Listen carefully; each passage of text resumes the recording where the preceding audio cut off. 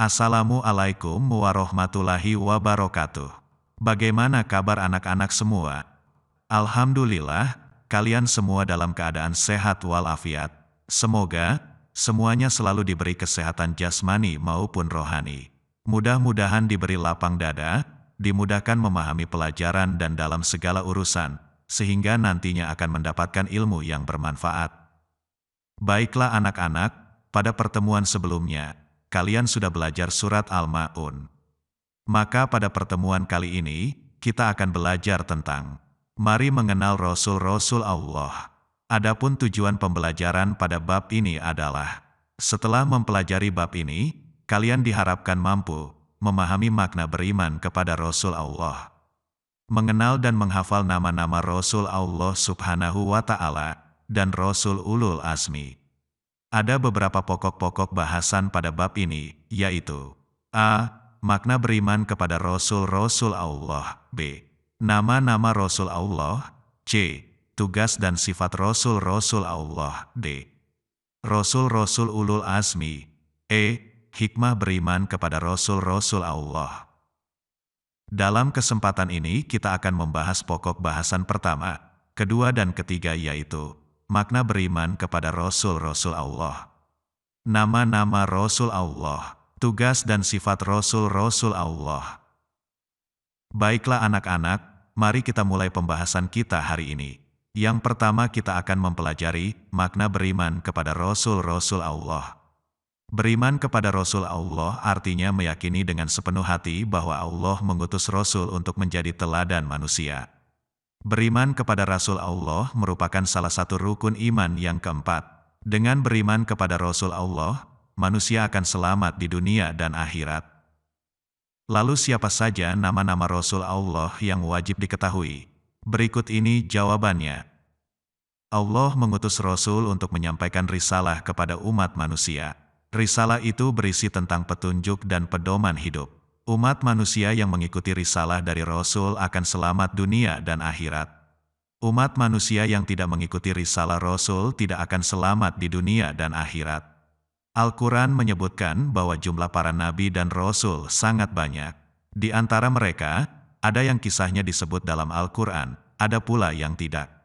Walaupun demikian, kita harus meyakini keberadaan nabi dan Rasul Allah. Hal ini tercantum dalam firman Allah dalam surat An-Nisa, ayat 164.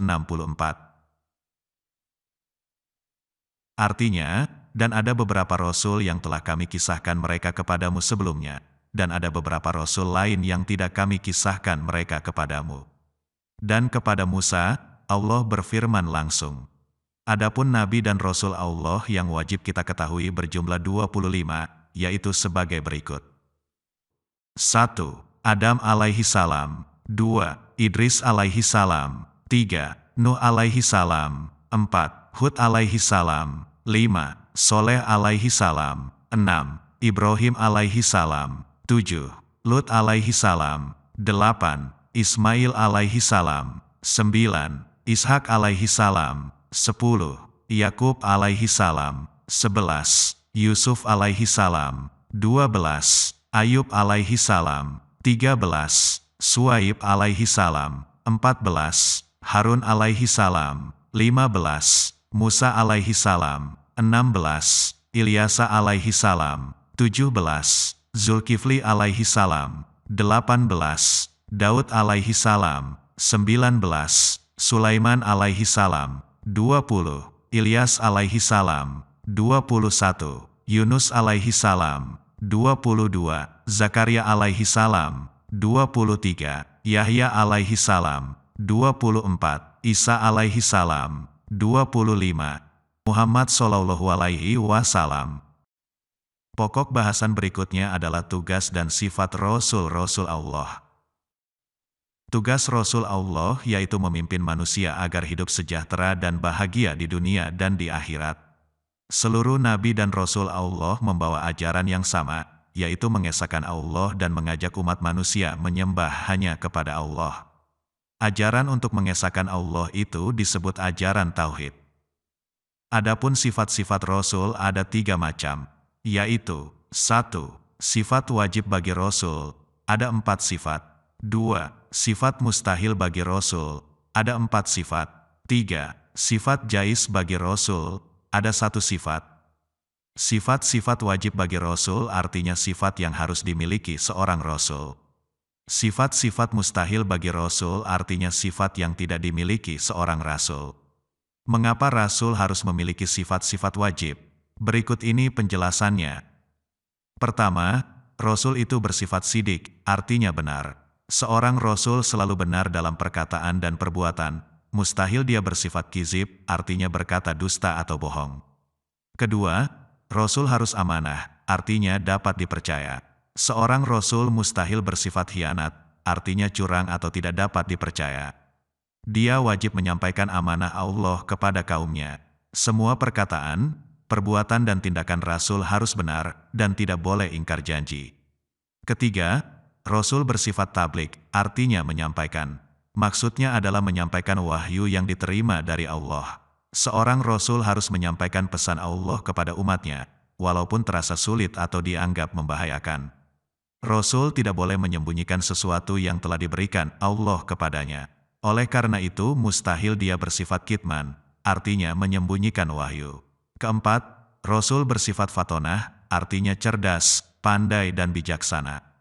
Seorang Rasul harus pandai dan cerdas akalnya, memiliki kekuatan berpikir yang tinggi, dan memiliki hati yang bersih atau akal budi yang tinggi. Dengan sifat ini, seorang Rasul dapat menyelesaikan tugas kerasulannya dengan baik. Maka mustahil Rasul bersifat baladah, artinya bodoh. Adapun sifat jais Rasul adalah semua sifat kemanusiaan yang ada pada diri Rasul sebagai seorang manusia dan tidak mengurangi kedudukannya sebagai utusan Allah Subhanahu wa Ta'ala. Sifat jais bagi Rasul disebut al-aqrodul basyariyah, artinya sifat-sifat layaknya manusia biasa.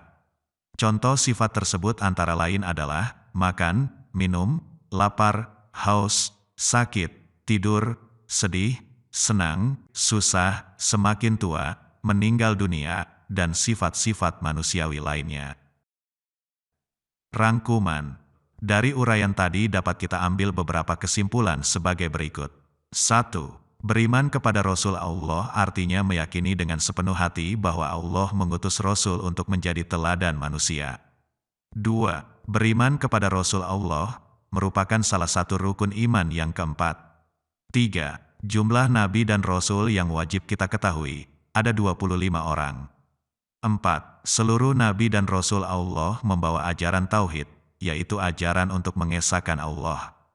5. Nabi dan Rasul memiliki 4 sifat wajib, yaitu sidik, amanah, tablik, dan fatonah.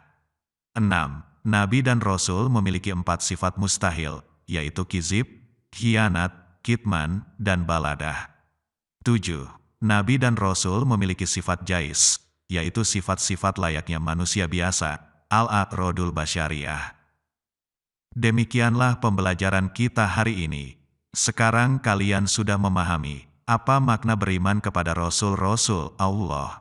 Siapa saja nama-nama Rasul Allah yang wajib diketahui, apa tugas Rasul Allah, dan apa saja sifat Rasul-Rasul Allah. Selanjutnya, untuk menggali lebih dalam lagi pemahaman tentang pembahasan ini, kalian harus membaca buku pelajaran kalian. Kemudian kerjakanlah tugas pada link yang sudah diberikan guru kalian. Wassalamualaikum warahmatullahi wabarakatuh.